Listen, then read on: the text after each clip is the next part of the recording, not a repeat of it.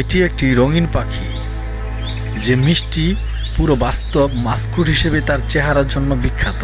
এই বিশাল এবং বৃহৎ প্রাণীটির নাম টুকাটুকান। এই প্রাণীটির ইতিহাসের চেয়েও অনেক বেশি সমৃদ্ধ ইতিহাস রয়েছে। সারা বিশ্বে 40টিরও বেশি প্রজাতির টুকান পাখি রয়েছে। দুটি কখনো কনস মাইগ্রেট করে না। যখন ঋতু পরিবর্তন হয় তখন তারা ক্ষমাশীল হয়ে যায়, অর্থাৎ শান্ত প্রকৃতির হয়ে যায়।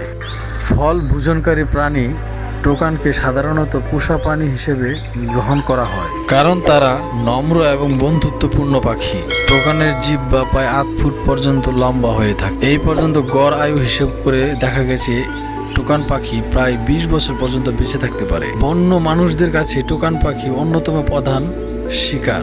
আমেরিকার বাসিন্দা সহ বিভিন্ন বাসস্থলের মানুষ এদের শিকার করে থাকে। গ্রীষ্মমণ্ডলী বনের সাভানা এবং গুলম্ব ভূমির টুকানরা সবাই একসাথে বসবাস করে থাকে। এই থলতে তারা সাধারণত বছরে 2 থেকে 4টি ডিম দেয়। বাবা মা উভয়ে 16 থেকে 20 দিন ডিমে তা দিয়ে বাচ্চা ফুটা আগ পর্যন্ত। বাচ্চা যখন ফুটে বের হয় তখন তাদের যত্ন নেওয়ার জন্য বাবা মা দুজনেই লেগে পড়ে। বাচ্চাগুলো জন্মানোর সময় অধিক বড় চদু নিয়ে জন্মায় না।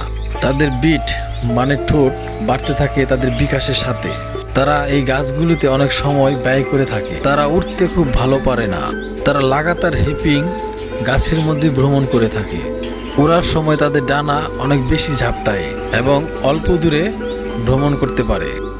টোকেনরা লড়াইয়ে তাদের ঠোঁট ব্যবহার করে থাকে। ফল ছিঁড়তে এবং খোসা ছাড়াতে তাদের ঠোঁট ব্যবহার করে থাকে। এই দীর্ঘ ঠোঁটটির ভেতরে বেতাব একটি চ্যাপ্টা জিব্রা থাকে, যা এদেরকে পোকামাকড়, ব্যাঙ এবং সরীসৃপ ধরতে সাহায্য করে। টুকাটুকানরা অন্য পাখির ডিমও খেয়ে নেয়। টুকাটুকানরা তাদের ঠোঁটে রক্তের প্রবাহ সামঞ্জস্য রাখে। শরীরে বেশি রক্ত প্রবাহ মানে বেশি তাপ নির্গত হওয়া। যখন ঘুমোতে পারে না তখন তারা তাদের ঠোঁট পালকের নিচে বেঁধে রাখে। এই রেইন ফরেস্টে তাদের 2টি শিকারী শিকার করে থাকে, সাপ এবং ইঁদুর। ছোট ছোট টোকানদের আক্রমণ করে থাকে। টোকানদের ডিম প্রতিবেশীদের কাছে অনেক আগ্রহী।